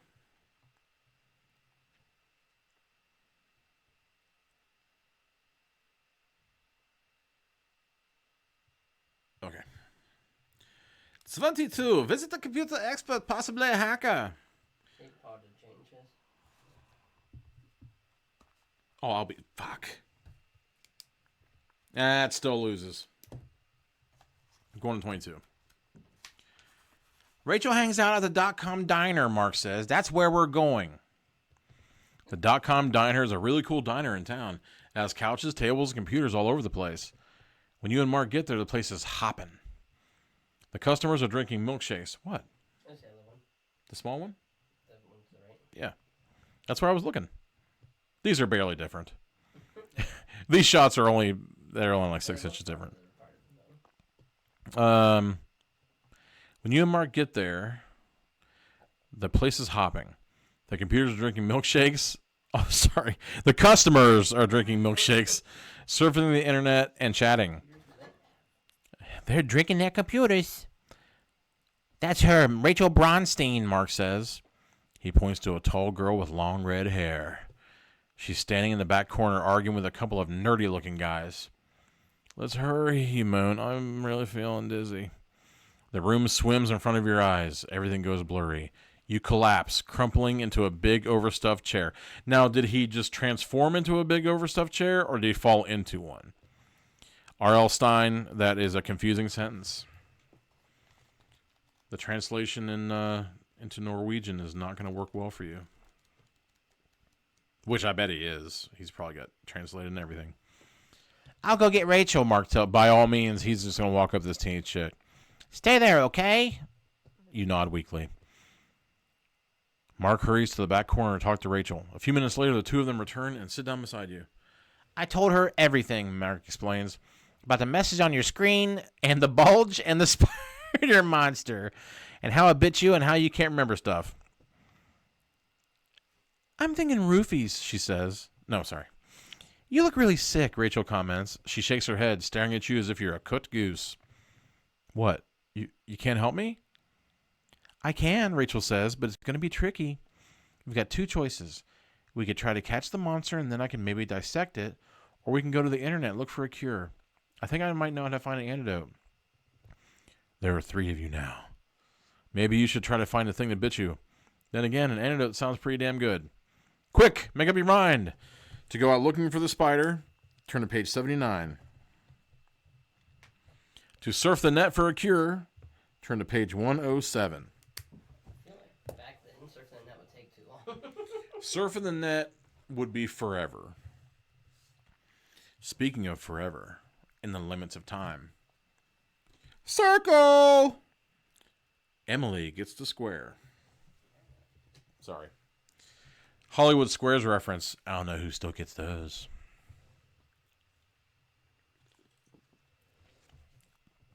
If you're wondering about the Hollywood Squares, please watch the Alex Winter movie, Freaked.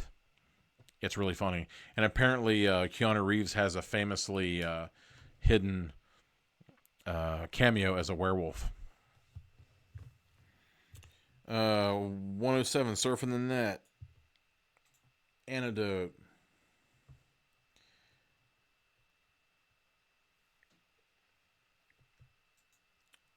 Go out looking for a spider. Turn to page 79. You do know I never know where you're. Or why don't you point The up? opposite one.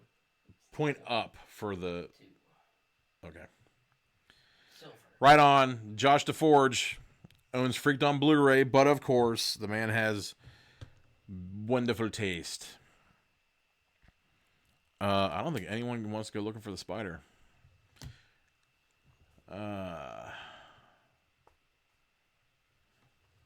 Emily, what do you... Okay, Stu. Okay, it's a landslide. We're going to 107. When it starts getting near the witching hour, we got to get this shit moving. I can't chase that spider monster thing. I'm too sick. You tell Rachel and Mark. Let's go online and find a cure. Okay, Rachel nods. Which computer should we nab? Mark scans the room, searching for an empty computer station. Rachel shakes her head. Not out here, she says. I have a better place. Come on. I'll show you. Aw, yeah! Rachel leads you to a private room in the back of the diner. Now we're cooking with gas. The room is locked, but she pulls out a key. They gave me my own space here, so I spend a lot of time. Rachel explains, unlocking the door. I call it the Peach Pit. Is that really what she called it? I'm not making it up. She calls it the Peach Pit. You don't even have to draw conclusions. They're right there for you. Just pick them up and put them in your pocket. Wow. You think, as you step into Rachel's own private world, enter the Peach Pit on page 41. You hear the unmistakable sounds of Ani DeFranco. Oh, no, sorry. Cool, Mark exclaims, gazing at the wild room. The walls of the Peach Pit are painted in shades of, you guessed it, peach. A swirling mass in shades of pink and orange. The colors spiral around and around on the walls. Kind of psychedelic, isn't it? Rachel asks you. Oh, shit. I thought this was going to be a sex den. This is probably she's going to break out the hookah. Yeah, you answer weakly. You don't tell her. It makes you even more sick to your stomach. Instead, you head straight for the huge computer monitor. It's the size of a giant screen TV, which is to say 22 inches. Below it, on a high-tech metal desk, is the computer itself and a keyboard. Well, thanks a lot. Wouldn't have done you much good without a keyboard, you dunce. More cool stuff is hanging from the ceiling. I'm not kidding, Melanie. You're right on the money. I mean, it's the Peach Pit, for Christ's sake. Joysticks, headsets, goggles, visors, whips. No, sorry. All the stuff for virtual reality games. They're bouncing and dangling on colorful elastic cords. Rachel points at Mark, then at the chair. You sit, so you won't be in the way. Then she, taking charge. Then she grabs a set of hand controls and a visor and tosses them to you. You stand beside me. We're going online, into the virtual internet. Put on your gear. Oh, shit! Johnny Mnemonic's in the fucking house. Man, those 90s movies, representations of virtual reality is just some funny shit. What's the virtual internet, you ask? It's just like the regular internet, Rachel explains. But with this equipment of mine, it feels like you're actually walking or surfing the websites. See? Wow, when you put on the equipment, you do see. It looks and feels as if you actually stepped into a different world. Colored paths and signs surround you. You feel as if you're standing on a giant quilt. Except the quilt is made of websites. Oh. It's kind of a cool image.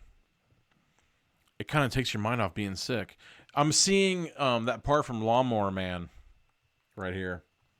You've seen that, haven't you? I'm about to say, please God. All we have to do is point to something, Rachel says, and we go there.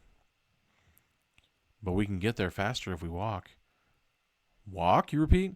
Yeah, walk. You know, move your feet, Rachel says impatiently. See if you can remember how to walk on page 68. It's easy, easy, easy. You see Rachel's voice say, just walk in place. Okay, you think, as you start to move your feet, one in front of the other foot, down. As soon as you start moving, the view in your visor changes. It's as if you're walking through the websites. This is so cool, you exclaim. You and Rachel begin walking through the grassy green countryside. It's like something out of What Dreams May Come. You pass a mailbox standing by the side of the road. You see a letter inside addressed to you. It's an email, you realize. Hey, look, you call to Rachel. I got mail. You crane your neck as you bend over and reach into the mailbox. Watch out, Rachel warns. There's a man. Too late. A heavy hand falls on your shoulder. Oh, shit. You've heard of this. You've heard of the dark web. You jump and turn around. It's a man wearing an old-fashioned black cloak with a hood. The hood falls. Oh! This is awesome. I'm so glad we went around in circles like this. The hood falls back. You gasp. His face is horrible. It's a white mass of rotting flesh. Scream your guts out on page 73. Hell to the yes! You leap back from the hideous man. Your heart pounds. I forgot to warn you, Rachel says. This is Coffin City. It's only a computer game. It can't hurt you, but we have to pass through it to get where we're going. Just run! Your heart beats even faster as you race behind Rachel through the Coffin City game. You pass a skeleton with long blonde hair, a rotting dead man with a powdery white face. It's just a game, you tell yourself. It's not really here. But then a really mean-looking teenager with tattoos on both arms swings a chain at you. You hear the whoosh as it misses your head by an inch. I'm going to get you, Rachel, the kid yells. You and your friend are dead meat. Oh, no, Rachel grabs your arm. Let's go, she urges, sounding scared. They don't call him Crusher for nothing. Come on, we can hide in a grave. A grave? Maybe you'd rather forget this whole sick adventure. Maybe you'd rather just go back and check your email. To hide in a grave with Rachel. Let's just relax here. I mean, what's the kid gonna do? To hide in a grave with Rachel, go to page 6. To go back and check your email, turn to page 17. Okay. So, this is a test of one's self-control. Do you take the opportunity of jumping in a shallow grave with a teenage girl? Or do you go back and check your email, which may have pertinent information? I don't know. You tell me, for I make no decisions. Well, I guess I kind of do. Hide, grave. Melanie's going for the fisticuffs. 17. Grave, 17. Stu Brown knows the importance of an email. Grave.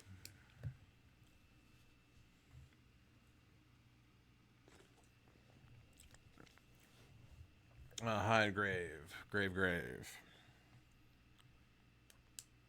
Okay. Take just a moment and remember something you've always known but just found out. Open the lock of my skull, reach in and pluck out the image I have next to my brain. I see it now before me. Do you have it? Is it yours? Have you taken it from me? Look at it, but stay serene and know that we share this experience. Okay.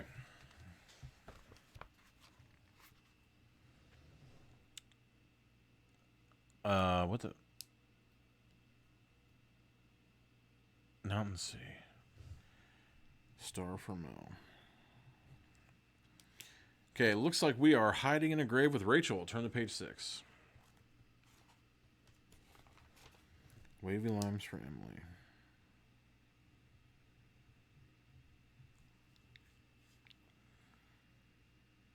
Stu says question mark. You follow Rachel into the graveyard, but you're not happy about it. Run faster, Rachel calls, waving her arms for you to keep up. The empty graves are over there. She dashes down the middle of a long row of gravestones. The ground around the graves bulges up. Ignore it, Rachel calls. The corpses underneath are programmed to toss and turn into their graves. It's just part of the game. Some game. You close your eyes, but it's pretty hard to run that way. You stumble and fall to one knee. Then something reaches up to grab you by the ankle. Learn more about your grave situation on page 15. You stare down at a wormy, bony arm. It's a corpse, all right. It's trying to pull you into a grave. Thinking fast, you drop down and roll, twisting the bones. The corpse lets go, but just long enough for you to leap away. You're safe. Got you now! A horrible voice snarls behind you. You whirl around. It's Crusher. Now it's my turn, he says. And I'm not some weak, bony skeleton. I'm going to get you good. You're curious. Okay? But you figure out now is not the time to ask why Crusher wants to hurt you. Now is the time to take off. And that's what you do. You run as fast as you can. Rachel is up ahead. She's made it nearly to the edge of the cemetery. There are never too many bulges. But Crusher is closing in on you. You pour on the speed. Soon you've caught up with Rachel. Page 82. Rachel grabs your arm and runs towards a huge glass office building. Now what, you ask? Where are you taking me? Rachel doesn't answer. She simply drags you toward the glass wall. Wait, there's no door, you cry. Are you going to crash? Find out on page 23. What are you doing? Just writing like a few sentences on one page? Mm-hmm. Making it bigger than what it is? Probably. Plordick! Rachel yells. A door suddenly appears on the glass side of the building. Okay. Whoa. That's the password, Rachel explains. We're safe now. Safe where, you demand? Where are we? You gaze around the huge room. It's filled with computer stations. A bunch of kids work keyboards and mouses staring at their monitors. It's a hacker's forum, Rachel explains. A bunch of my friends hang out here. One of them made the antidote program I was telling you about. It's supposed to cure any virus. I think he's our best shot at fixing you up. This girl was really helping him out for just meeting him. Especially after Mark was like his wingman. What the fuck? Great, you say, although I feel pretty good right now. Rachel studies you. You do look better. Hey, maybe it was all that running. Maybe you just need a little exercise. Do you like to surf? Totally. You love shooting the curls. Just thinking about it makes you feel even better. Maybe you should go have some fun. Then again, maybe you should stick to the plan. To search for Rachel's friend. Turn to page 111, 111. To surf the net, go to page 74.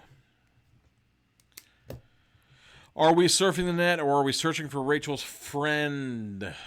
Could be boyfriend. Could be summer fling.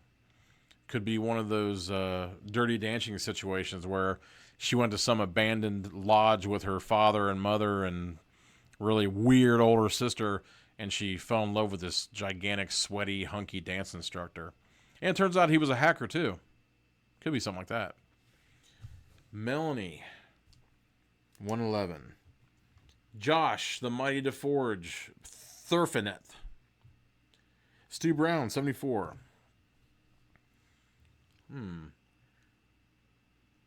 The guys are leaning away from Rachel's friend. Inferiority complex.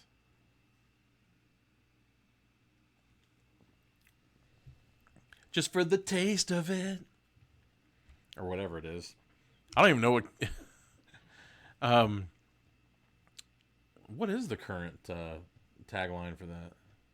What? Does it have one? You see they're releasing New Coke again? Do the season 3? Are we headed for a Menage 3? We? I guess. Yeah, Mel and I were talking about it, and I don't remember it being too horrifically bad. I think I remember New Coke just tasting like Pepsi. I think it's like... If I remember correctly. I thought it tasted like Tab. Or maybe Tab, yeah. Tab was confusing.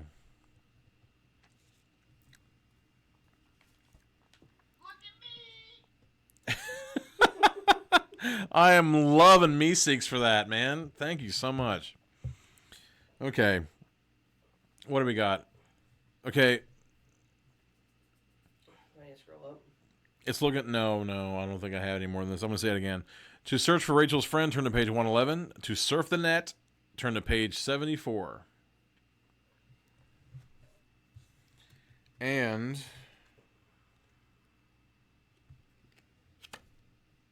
I'm positive. Biggity bam! I don't think anybody guessed that one. Okay, so it looks like we're surfing the net. Because everybody else is off in La La Land. It is getting late for some. Surf, definitely, you reply. It's the best idea you've heard since you got sick. Okay, Rachel says. We'll surf first, but be sure to meet me back here when I tell you. Wait a minute. I think we should find my friend and talk to him. Rachel clicks her mouse. A surfboard suddenly appears floating in front of you. Another one appears in front of Rachel. Hop on, she instructs. We can really move through the internet on these things. Grab your board and surf over to page 38.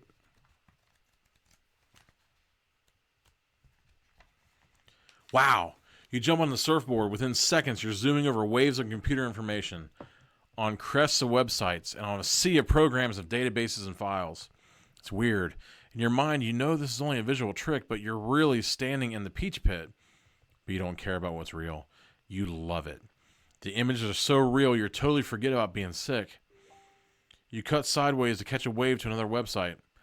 Okay, fun's over, Rachel calls. Let's get going.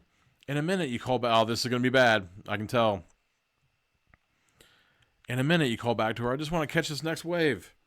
Ride the wave to 116. Oh! You catch the next wave and the next. You're so focused, you don't hear Rachel nagging you to get back. Hours go by. Finally, you feel someone snatch the virtual reality gear off your face.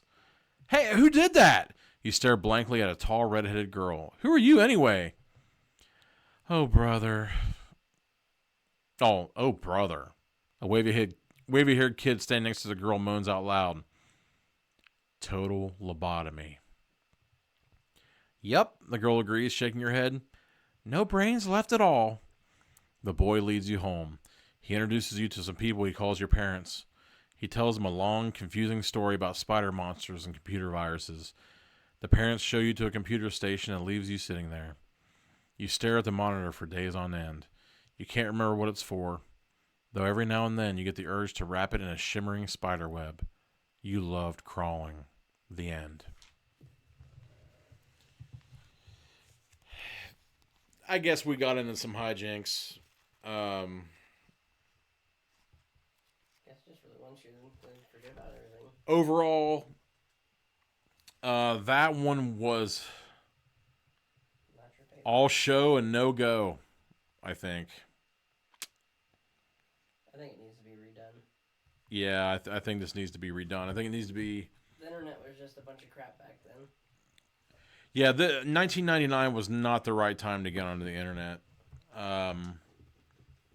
But, hey, yeah, Emily's still waiting for the gorilla. Yeah, I have to say, not meeting the gorilla and not meeting the digital wizard, it was a blow. But hey, you take what you can get. In this crazy-ass world of ours, you ramble through making the best decisions you can think of. And sometimes you grab a big old, bright, shining star.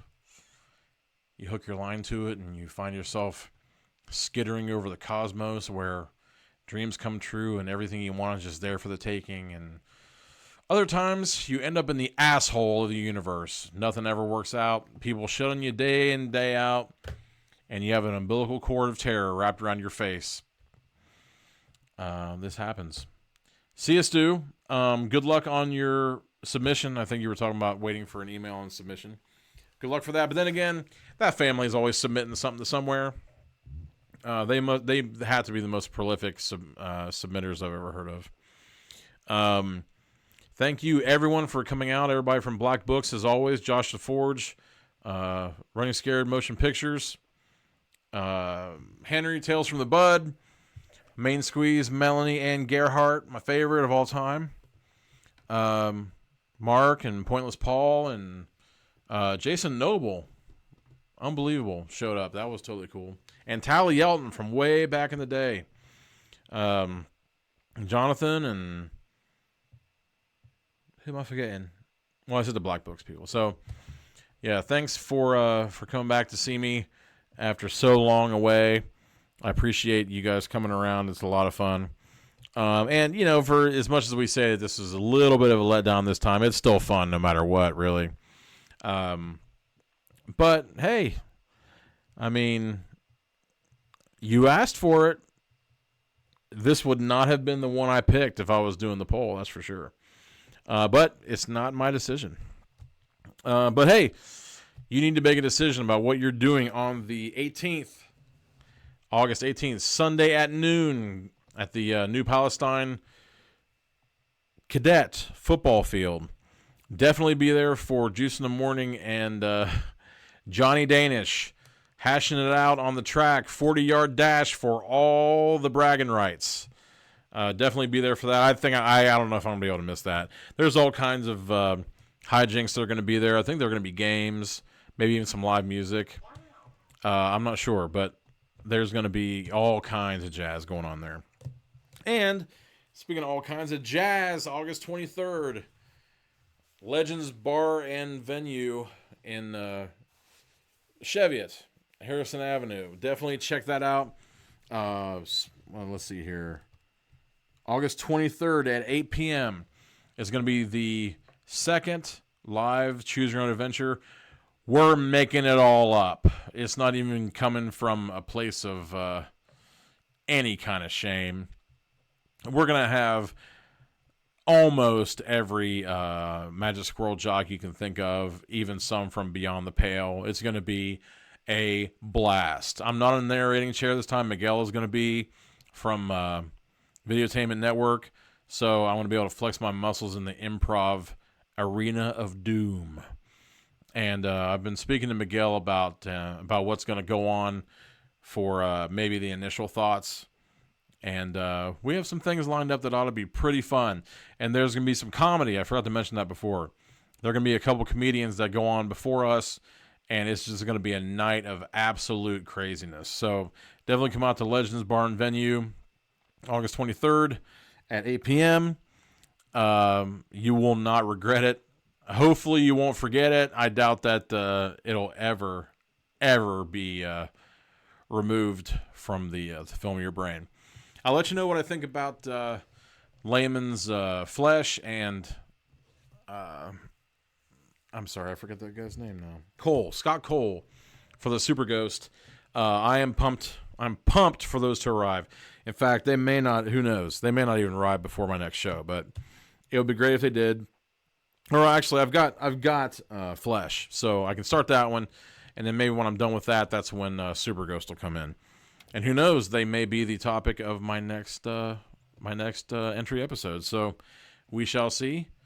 Beware your human hearts, as always. Thank you for coming out to see me and getting involved in the Choose Your Own Adventure, as always. And hey, it would not be the Diabolical Index if I didn't say that one line.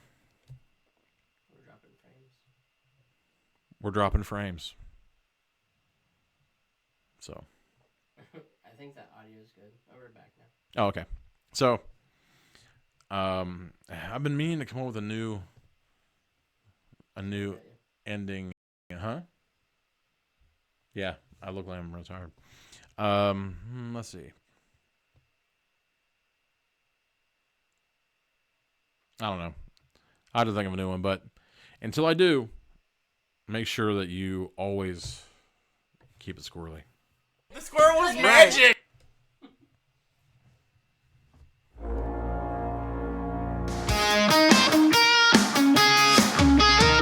Wow, that was a great podcast that you just listened to, wasn't it, Mark? It certainly was. But if you want to listen to another great podcast, you should check out Pointless Discussions. Hi, I'm Paul Schroyer. And I'm Mark Reynolds. We're the hosts of the comedy improvised podcast, Pointless Discussions, which comes out every Tuesday. You can find it on Apple Podcasts, Spotify, Google Play, and anywhere you listen to podcasts. If you like comedy or improv, then we're the podcast for you. Join us every week as we go on an adventure that we don't even know is happening until it happens. You can find us on Facebook, Twitter, or at www.magicsquirrelnetwork.com.